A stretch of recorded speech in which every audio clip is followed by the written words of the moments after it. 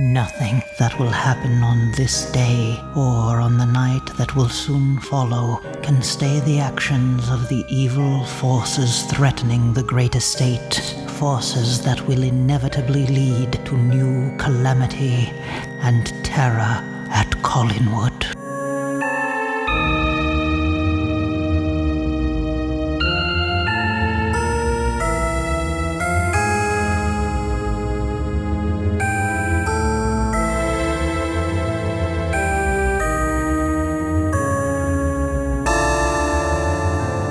Greetings and salutations. You have arrived at Terror at Collinwood, and I am very excited to present this episode to you today. I have a very special guest on this episode, and I am thrilled that she was able to join me, so wait until you hear what she has to say. But before we get to that, I want to let you know that I will be doing an appearance as Penny Dreadful. It's been a while since I've actually done an appearance. I think definitely pre-COVID, probably 2019, I want to say, was the last time I did a con appearance, but I will be appearing in October at the Monster Expo, and that's going to be in Taunton, Massachusetts at the Clarion Hotel, October 15th and 16th. And on the Saturday, the 15th at 11:30 a.m., I'm going to be there with the director of my horror movie host show, Shilling Shockers, Rebecca Paiva, and we're going to be presenting some clips from the show, from last year's Halloween special. And then after that, there's going to be a brief Q&A panel, so please do pop by there. And then for the weekend, I will be there at my table in full Penny mode. So if you're in the neighborhood, pop by the Monster Expo. I'll have some DVDs of my show there, comic books, Penny Dreadful comic book that we did a few years back with Frankie Washington. I'm going to have photos and things like that. I don't have any Terror at Collinwood items, but I may print up some stickers. If I have the stickers by then, if you come to my table and tell me you listen to Terror at Collinwood, you'll get a free sticker.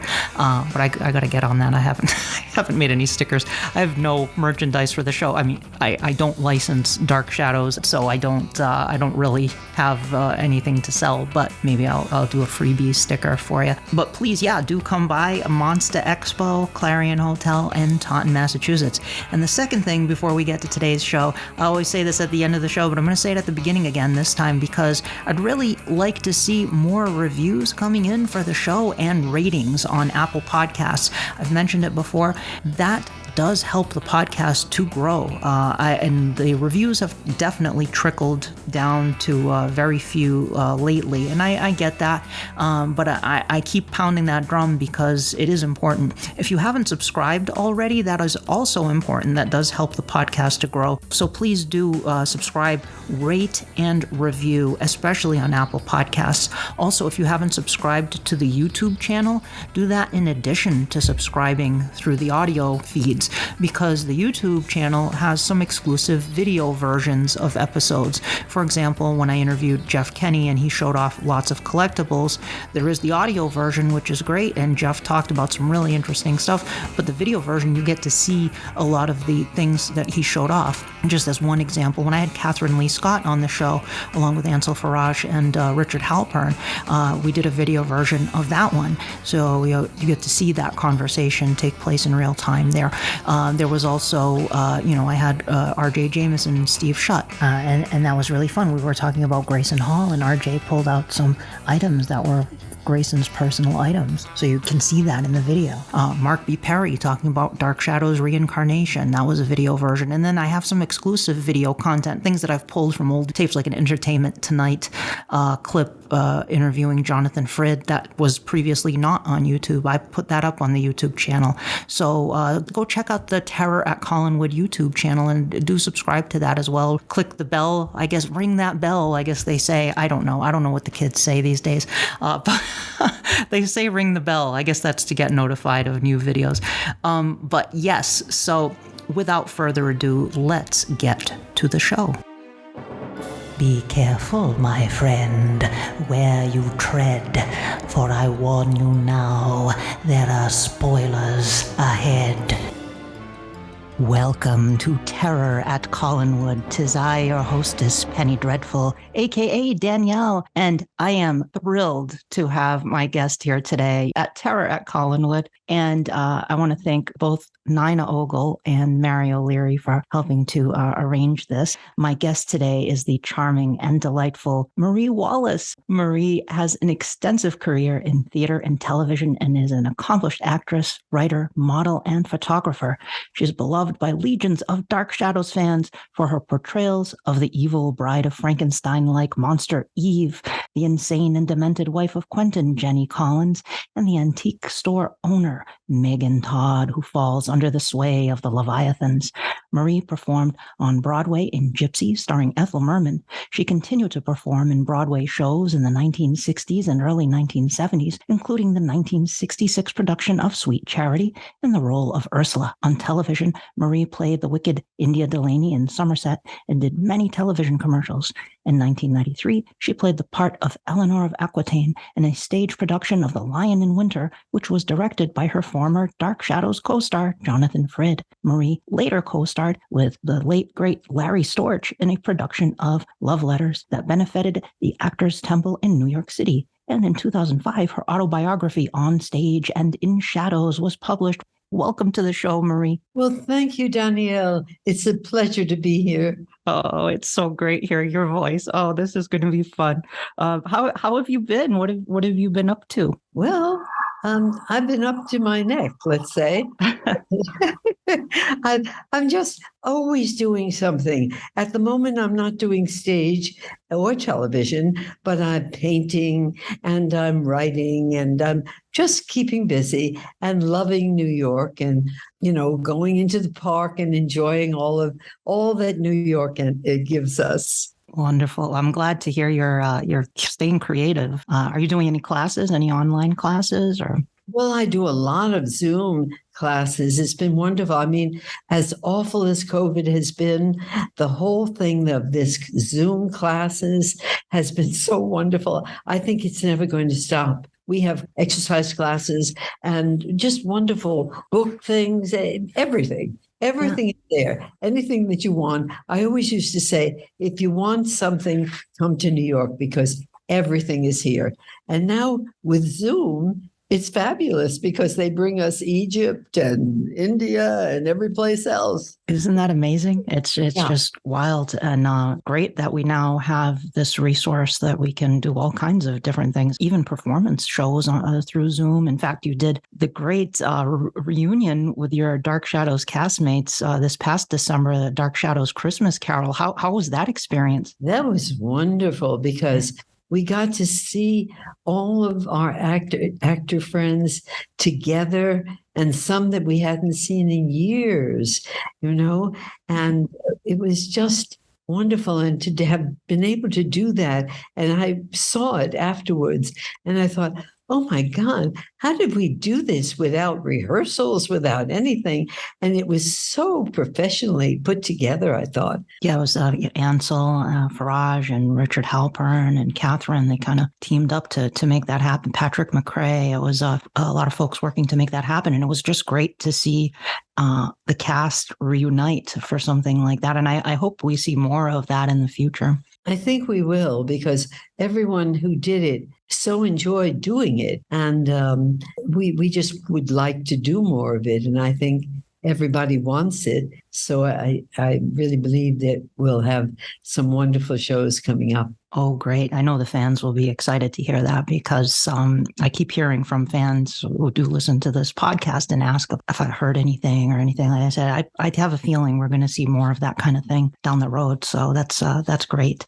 So Marie, take us back to your early days of when you first realized you were interested in performing. What was it that grabbed you in terms of performance? Well, it was interesting because I went to a church that had an auditorium in the basement, and we called ourselves the Park Avenue Players. And yes, and we started, doing plays, and we started getting directors who were out of work professional directors or professional actors who were out of work and would come to these little community theaters to help us and to help themselves to keep busy. And so we got a lot of experience from them and knowledge about how to go about things. And so, for instance, one of our set designers became a Broadway set designer. I mean, it was just wonderful. And through that, I was able to build, you'll never believe it, a resume that, I hadn't done nothing professionally yet. I was a kid. And so I made a resume because these directors said to us, you need a resume. So I put all the plays that I had done at the Park Avenue Players, and I called it Off Broadway. So it looked professional, Mm-hmm. And when I went to my first professional audition, my teacher had said to me, Marie, go over to the Rita Allen Theater and just say that Jack Manning sent you. And they were auditioning for Electra and Harlequinade, which was a double bill. So I knocked on the door and said to the director what Jack had told me to do. And he said, okay, come in. They gave me a script. I went up on stage, read for both the chorus in the Electra and for the ingenue in the other play. And the director, who you'll never believe, my first play was Burton, not Richard, but his uncle, who he got his name from. I can't think of his first name for some reason. Burton, Mr. Burton. He was a great scholar of Shakespeare, and he was directing this in New York. And Judith Evelyn, who was a marvelous actress from Canada, was playing Electra. So I had a really wonderful cast in the first professional play I did. But when I was on stage, he said, great, that's wonderful. Do you belong to a union? I said, yes.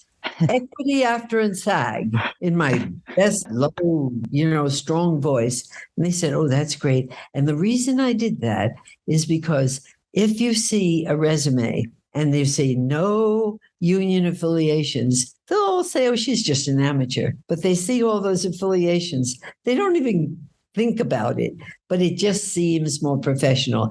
And it doesn't get you the job. But if they already like you, then they're not so scared of taking you. And sure enough, it was my first show. I was delighted. That's great. Was Gypsy your first Broadway musical or your first Broadway show? Yeah. It was my first Broadway show. And this one that I did, the Greek chorus in Electra and the ingenue, was so funny because I would say I came from the Greek chorus to the Gypsy chorus. Oh, it was a totally great change, you can imagine. Mm-hmm. I had no idea what a showgirl should do. And so they said, give us a showgirl walk. So I got behind one of the most dramatic women on the stage, and I just followed her, whatever she did. and because at that point, for that particular chorus, they were looking for good looks, great looks, and tall, and someone who could move like a dancer, yet wasn't a dancer. And so I got that part and was very delighted to get that too. Did you get to have any interaction with Ethel Merman? Oh, well, yes, but, she was not exactly like a warm, fuzzy person like in Sweet Charity, Gwen Verdon. Oh, yeah. We all knew her. She knew everyone. She knew the stagehands. She knew everyone's name, whereas Ethel would say, hello, sweetheart. I could see that. Yeah. A little bit like Jackie Gleason, who always knew us, but didn't really. I mean, he used to call me Miss Fancy because that was my name in, Sly Fox. Mm-hmm. And yet he liked me very much. He let me know that too. I mean, not in in any coming on way or anything, but just as an actress, because he told Joe DiMaggio, I love this, when we were in San Francisco, I guess, or San Diego, wherever Joe DiMaggio had his restaurants, he said, Joe, you see this dame? She is to the theater what you used to be to baseball. You ought to marry her. Oh. But,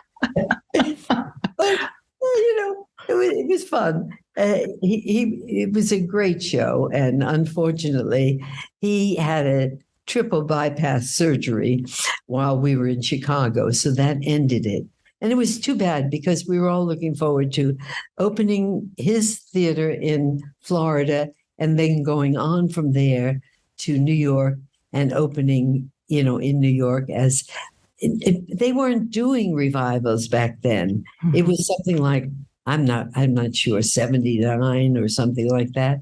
But today they do all kinds of revivals, but they weren't doing that then. And so it would have been a big deal, but we missed it. But mm-hmm. I went on to so many other wonderful things like Dark Shadows. Yes, indeed. A lot of the actors, many of the actors in Dark Shadows came from the stage, which I think is part of what's so compelling about Dark Shadows is these actors that have theatrical backgrounds, and you don't see in television so much these days. I think a lot of these shows, these actors go out to be specifically to be on television or in film, but a lot of the Dark Shadows actors came from the theater, including yourself. So what was that experience like, going and auditioning for Dark Shadows and then becoming part of that ensemble? Well, it was interesting because I always thought I'm not really the person for soap operas because they were very low key, very natural, and all of that. And I had a theatricality about me, and I thought, I'd never fit into a soap opera. But Dark Shadows was just the opposite. Mm-hmm. You had to have that theatricality. Yeah. I think the best actors on Dark Shadows were from the theater, mm-hmm. and it just fit into that particular script and characters and everything, So I was very lucky when they called me for Dark Shadows, even though I knew nothing about Dark Shadows when they called me. I mean, my husband got the call. I was up in New Hampshire doing a play at the Hampton Playhouse. My husband called me that night and said, your agent called and said he'd like to submit you for Dark Shadows. I said, what's that? He said, it's a soap opera about vampires and all kinds of things like that. I said, oh, that sounds interesting. Okay. And my husband had already told my agent, okay. And so when I came back, I auditioned for it and I got the part. And I mean, there's a whole bunch of steps between going there and getting the part, but I did get it. And it was so wonderful because I could use all my theatricality and more. I mean, especially that character, Eve. Oh yeah. God. I always considered her the most evil lady who ever lived. Yeah. She was great, and she was this Bride of Frankenstein character. But you got to do a lot more than Elsa Lanchester did in The Bride of Frankenstein. She's this iconic character, but she was only in the film at the end, very, as the bride, very briefly. But you got to really explore this character. Did you ever get to meet Elsa Lanchester? Or? No, I don't know that she was ever there, or maybe she was. I don't know. When you got cast as Eve, I remember you telling a story that there were other actresses there that were auditioning. There was a blonde lady and a dark-haired lady. It was yourself with the red hair, and then you got the part in the show. They initially had a scar across your neck too, didn't they? Like with the stitches and things, the makeup. They did, but I have a wonderful picture of that. And I came in and they took, 3 hours to make this scar around my neck. And after they took the pictures, they looked and they said, it looks like a necklace. Yeah. And then we figured they were so accomplished in that work by then that they didn't need any scars on me. Yeah, right. Yeah, exactly. Yeah, yeah. There's even, I think they even threw in a line to address that. It was like Eve won't have scars like Adam does. Yeah. Speaking of, how was that working? You worked a lot in the show with Robert Rodan, and then also with Humbert Allen Estredo too. You had a lot of scenes Oh, I with love him. them both. I love them both. Yeah, they Yeah, were great. And Alan, Estrado, oh God, he was a great actor and fun to be with. And they both were, we had a wonderful cast. I mean, they were so different than a lot of others, and they're so interesting and good actors, really good actors, and really cared about the play. I was in soap operas later. Well, not Somerset was very, very good and had a lot of stage actors, and we were very serious about it. But after that, I was in smaller parts in other soap operas, and I tell you, some of those actors, all they could think of was, "Let's get this through and go golfing or something," and they didn't even know the play, the parts. They were just looking because we did it from beginning to end, right? yeah. And we did it just like a live performance, just as Dark Shadows did. And so any mistakes or anything, you had to soak up like you do on the stage.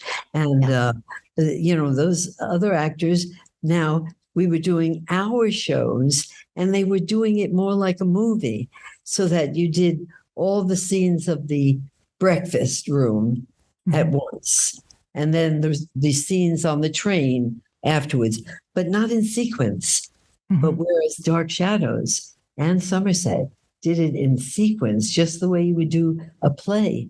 And I always thought of it all day as a small summer theater production. Yeah. And and instead of 1 week, we did it in 1 day.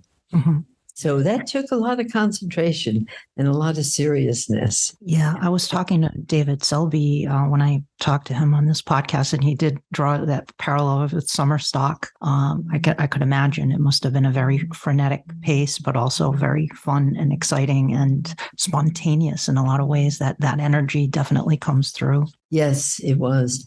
And then, of course, we had our great Barnabas. Oh, Jonathan Frid, yeah. Who, when I first went into that studio and met the actors and I heard his voice, I thought, oh my God, what a voice.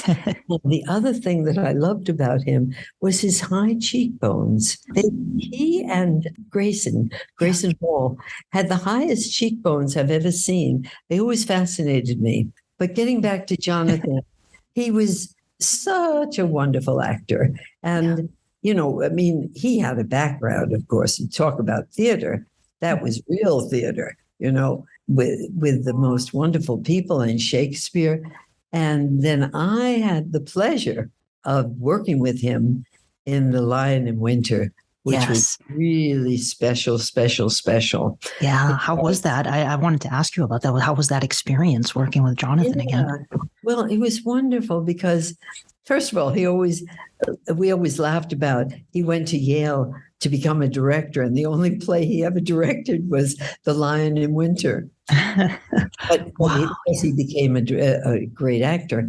But anyway, we had a lot of fun there because we lived at the governor's mansion, the old governor's mansion, when Milledgeville was the capital of Georgia. And we were so lucky because David Moore, who was a great fan of Dark Shadows, was the one who originally thought of bringing Jonathan to the Georgia College, where he was the director of drama there. And he brought him for several of his one-man shows.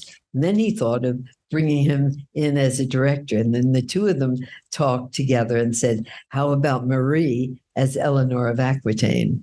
So I was very lucky because it was a unique experience. And that's when I truly got to know Jonathan, and to the point that now when they did this wonderful documentary by Mary O'Leary, which has been getting all kinds of awards, nominations and everything.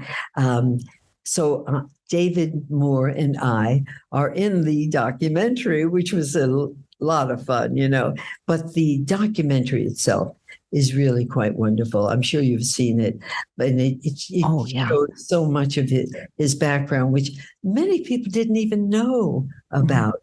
So Mary has brought it out to the public and to the Dark Shadows public, something that is quite unique and I think needed and quite wonderful. I agree. Yeah, I've had Mary on the podcast twice now, and it's just incredible, that documentary. If anybody has not seen it yet, I don't know what you're waiting for. Definitely, please go watch it.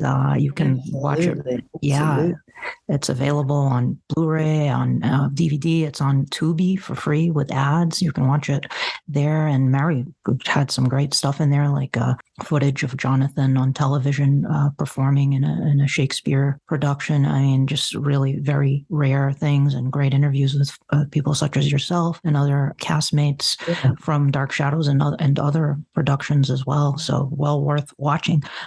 Getting back to your characters here on Dark Shadows, you played Eve, which was a really fun character and added a really great dynamic to the show. And then you came back as Jenny Collins, Mad Jenny, your favorite character, as I understand it, and based on Rochester's mad wife in Jane Eyre, Bertha, who's locked in the room. And this is such a fun character to watch. And everybody loves Jenny. And so to tell us, what is it about Jenny that makes her your favorite character from Dark Shadows? Well, I'm not sure, but there was such vulnerability about her. She was for me, one of the most real characters on the show, or certainly of the three that I played.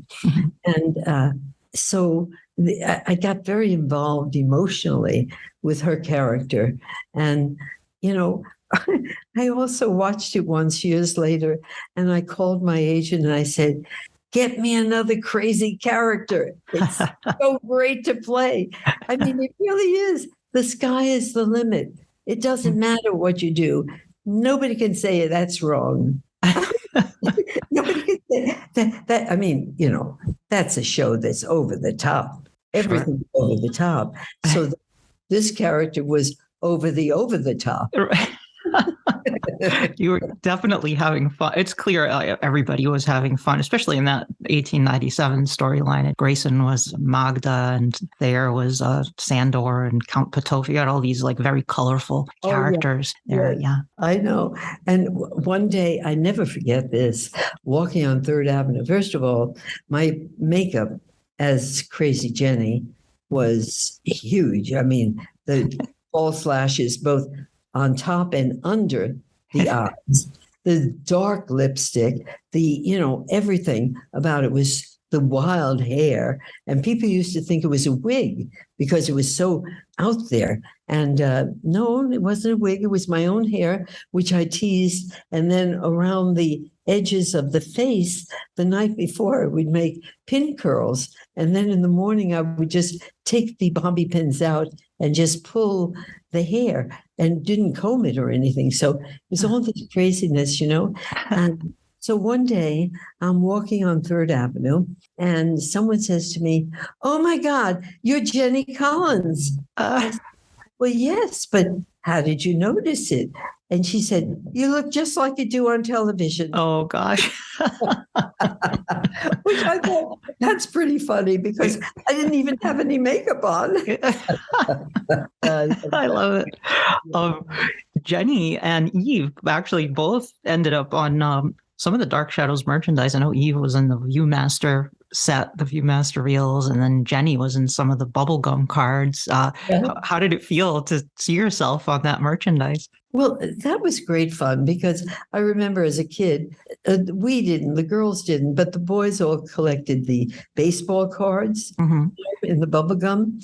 And we never thought, I mean, as a kid, who would have ever believed that not only would I wanted bubblegum card, but that my face would be on it. So that was fun. I think I had 3, and I've used them well. I've enlarged them and had 8x10s made of them. The fans loved to get them, Yeah. Very well. That's great. I love it. Now you came back to play Jenny and other characters as well in the Big Finish audio plays. And I think you reunited with Terrain Crawford in the Dollhouse. That was the nice one. Yes. Yeah. And she did all the imitations of people, and it was really very imaginatively done. I thought, because it was just two of us. Many of them have a lot of characters in it, but that was just the two of us, and that was, I liked doing those. Mm-hmm. I did about 9 of them, I guess.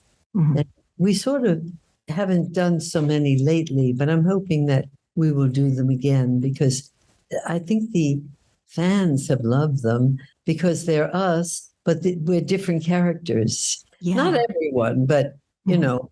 Then I started to play Willie's wife. Oh yes, right, yeah.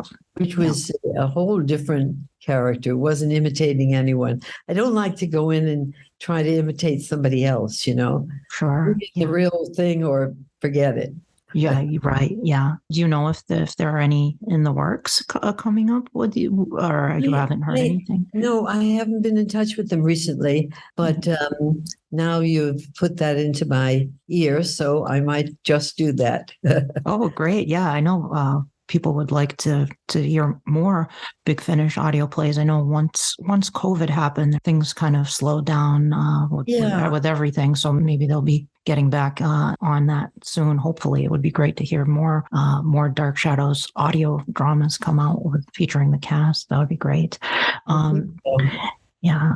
And then just the last character you played on Dark Shadows is Megan Todd, who ran the antique shop. And she later became a vampire, which I think every time I hear interviews with Dark Shadows cast members, everyone says, I wanted to play a vampire.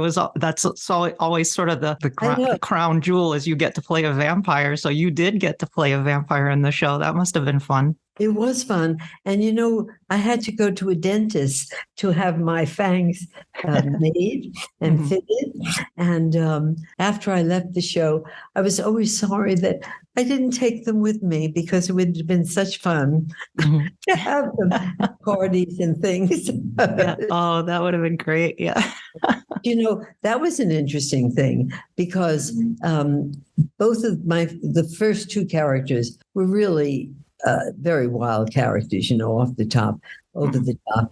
And when they came up with Megan Todd, one of the writers, he didn't think I was right for that. Not because he didn't think I was a good actress, but because he thought it was too straight a character, that I wouldn't be able to play it. But Dan Curtis kept saying to him, she'll be right. She'll be good. She'll be right. So anyway, I only found this out afterwards. About 2 months later, this writer, whose name I can't remember. Is it Sam Hall or Gordon Russell? No, not Sam. Gordon Russell? Gordon Russell. Mm-hmm. We were both on 9th Avenue looking for a cab. So I said, hey, come into my cab. We'll share it. I knew we were going up towards the same way. So he's the one who told me the story. And he said, I have to tell you that I apologize. I was totally wrong, and you're wonderful in the part. So that was nice, That's great. It's always fun to get that kind of, somebody doesn't want you, and then you get it, and you prove to them that you could do it. Yeah, it's just a satisfying feeling, because it's, you did do a great job with that part. You were fantastic in it. And then you did get to then, And I got to be the vampire and the whole thing. Well, she started out as this sort of a normal person, but then gets involved with the Leviathans, and falls under the sway of this cult of beings. And then ultimately Barnabas turns her into a vampire. So it's this progression of stages for this character that was really fascinating to watch, and sad too, Yeah. And what's interesting about that play, well, maybe it's true in all soap operas, you really don't know where it's leading to. Mm-hmm. Like when you get cast in a play, the beginning, middle, and end. Yeah. And that's good, but it's really interesting to go into a part only knowing what maybe the first 3 or 4 weeks are going to be like. And it's possible that the writers don't even know. and they take that twist as the show goes on. Mm-hmm. So it's an interesting work situation. You mentioned Dan Curtis. What was Dan like to be around? Well, I never knew him very well, I must admit. Whenever I met him or was at a party with him, I always liked him.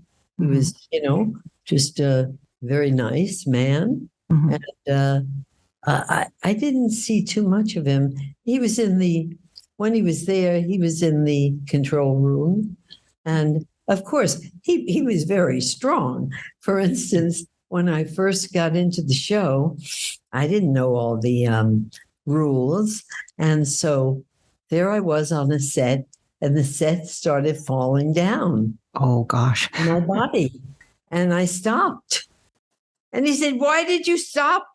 Well, the set was falling on my body. He said, "Doesn't matter. You don't stop until I say stop." So that was my first understanding of how the show worked. Right. Live, as far as we're concerned, it's a live show. Mm-hmm. We do it on tape. Yes, it's shown the following week, but there's no stopping. Right. It's like on stage. You don't stop because the telephone doesn't ring. Maybe you say ring. You do something to get out of it, Yeah. And so the same with that show. Yeah. It was fun. Absolutely. I was in a play once where I had to open the door to leave the stage, and the door came off its hinges. It literally came off the hinges when I opened it. So I just had to pick the door up, move it to the side. Right. I think I might have ad-libbed some line about getting a repairman, or I don't remember what it was years ago, but you just go with it. Yeah. Just keep going. And, there were incidences with live soap operas many years ago where the door didn't open and the actor came in through the window. Oh, my goodness. Wow. Because you couldn't stop. And that's another thing Dan always said, it's money. If after 4:00, it's money. It has to do with, we didn't get paid anymore, but the stage hands, the cameramen, the lighting people, all got paid. And not only that, then we had to actually stop for the news. So you lost 2 more hours. And so that was a lot of money. I think a lot of people nowadays maybe don't understand that it was very expensive to do any editing at that time. I think around the time after you left the show, they did start doing a little bit more editing in the show as I think as the technology improved and access to it became more readily available. But through most of the run of the show, it was cost prohibitive to actually do the editing, because the show was already very expensive to begin with to produce, with the special effects and everything going on. Yeah. Some of the special effects were kind of funny, like back to Eve. I mean, Dr. Hoffman would go over to it.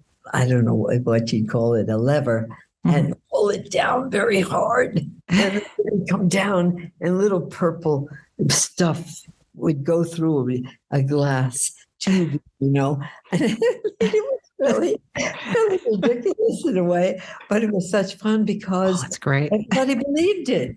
They believed everything, Mm-hmm. Yes. I think because it was always played so well. It was never played tongue in cheek. Yeah. It was never played that way. It was played for real.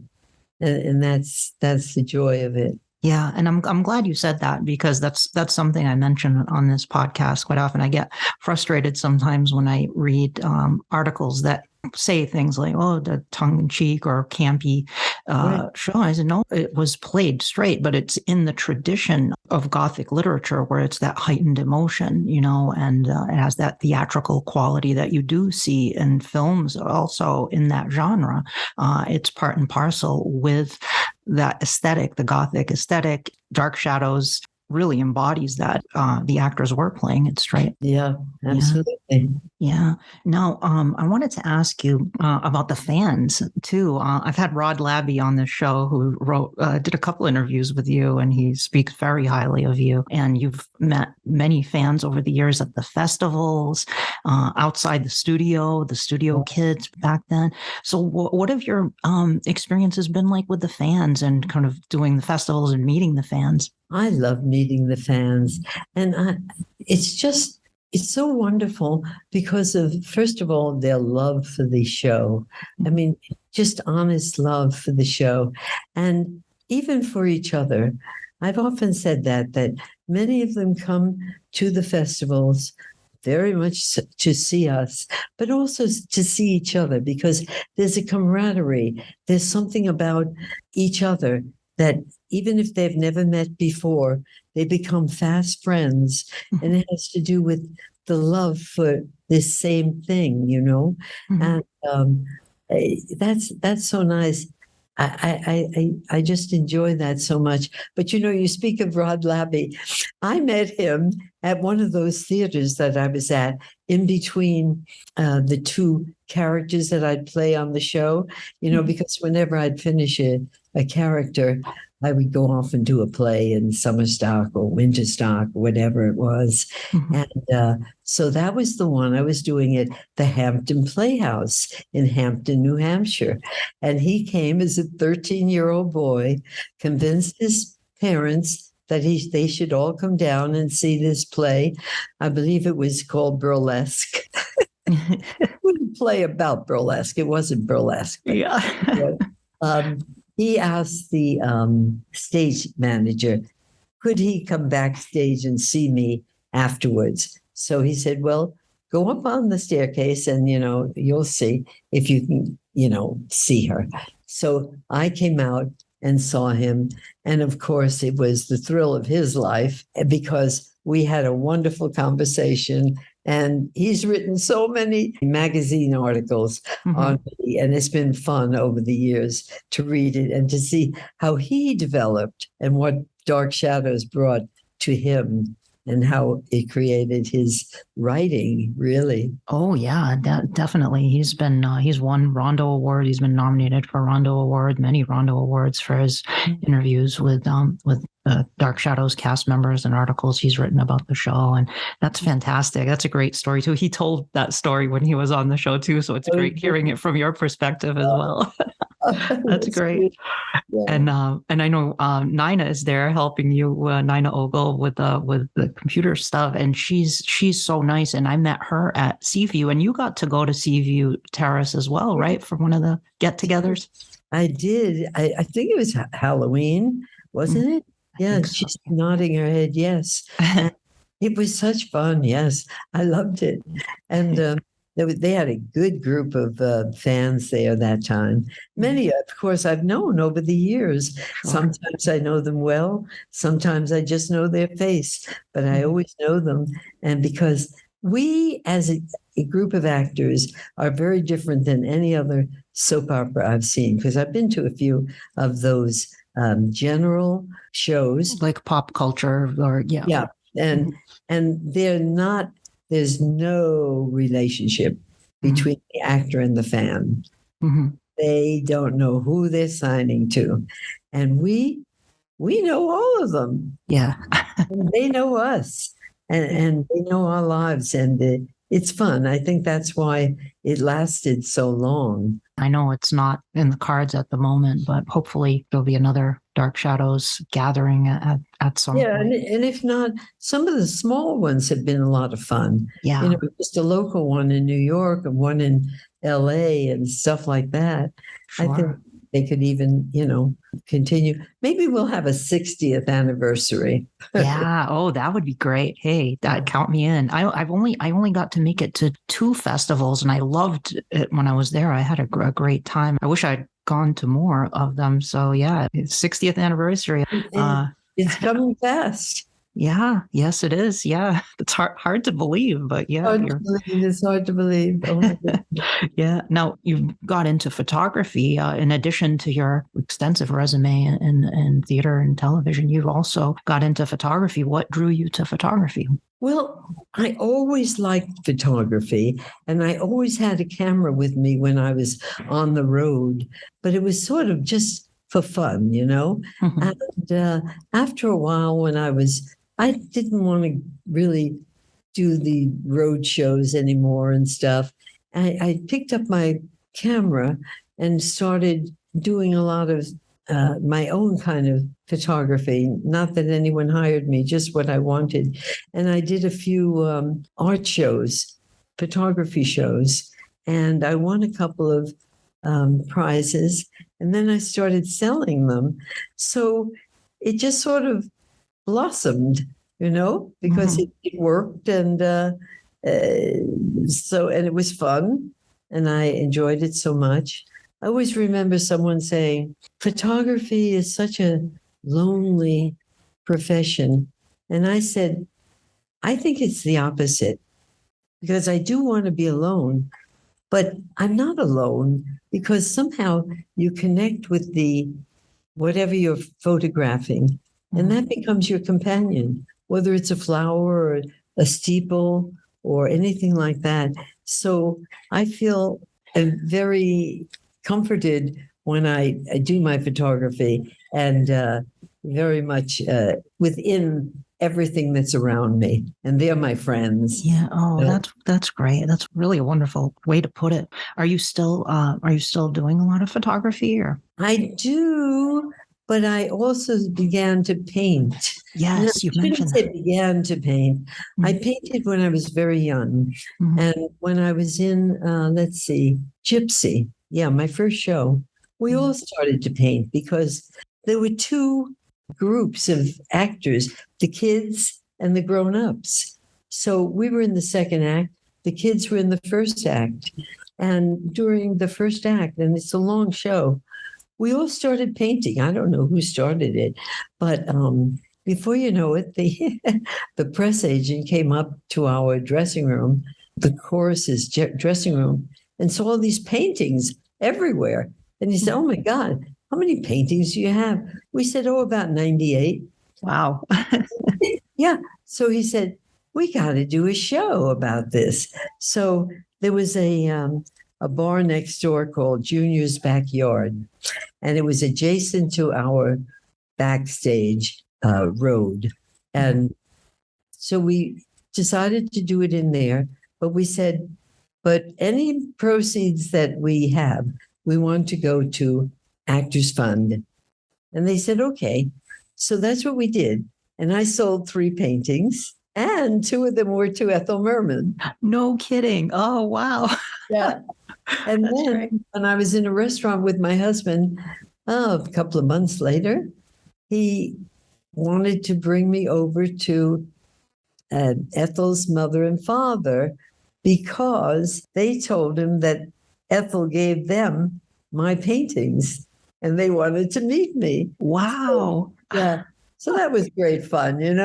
Yeah, that's really wild. That's so cool. That's great. And I'm glad you're doing it again. You're back to painting again. Yeah.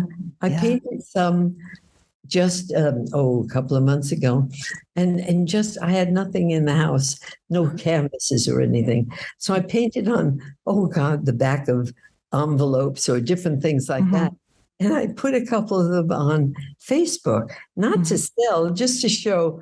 And people started writing to me, "I'll buy the one on the left." And Oh, wow. they're not for sale. That's They're great. on Oh, paper, they're, it was oh, just for fun, just yeah. to do it. Do you paint in watercolors or oils or what are you? I've never painted in watercolors. Mhm.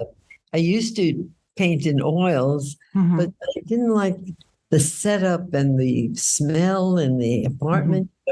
And so I switched to at a certain point to acrylics. Oh, okay. Yeah. Not as great as oil because they dry faster, but that's the advantage and the disadvantage, Mhm. because they dry faster, you can put them away and stuff like that. But because because the oils don't dry fast, you can keep changing them. And Yeah. that's what I like to do. Oh, that's fantastic. I'll have to check those out for sure on Facebook. Now, I wanted to ask you about your book as well before we wrap things up. On Stage and in Shadows, last I checked, is still available on Amazon. Yes.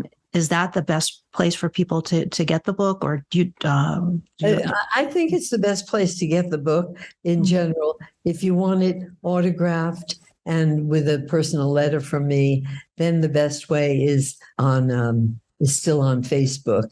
Okay. And there's an address, a post office box that gets sent then to me, and I forward it on to the person. Oh, good. So that's the two ways that are good. But if you just want the book, then Amazon is great. Oh, have you been doing any more writing lately, or? Not really.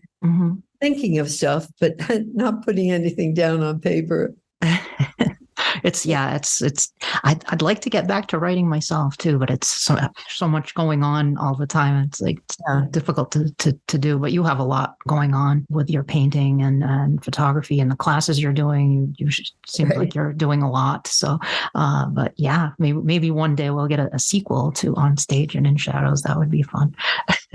Yes. Yeah. Well, Marie, I want to thank you very much for taking the time today to sit down with me and have this chat and talking to me about your career and experiences with Dark Shadows. Thank you so much, Marie. I really appreciate it. Well, it was my pleasure, Danielle, really. And folks, please do keep an eye on Marie's Facebook page, and if she has any announcements, I will definitely be happy to announce them here on the podcast as well for any upcoming projects. So thank you very much for listening to Terror at Collinwood. Please be sure to subscribe to the podcast. Please be sure to rate the podcast, and please be sure to review the podcast. That does help the podcast to grow and to reach more Dark Shadows fans, because we want Dark Shadows fans to find out about the podcast. So be sure to tell your friends, spread the word, and join us next time at Terror at Collinwood. And for as long as they lived, the Dark Shadows never truly vanished, for there will always be Terror at Collinwood. Terror at Collinwood is a Penny Dreadful production.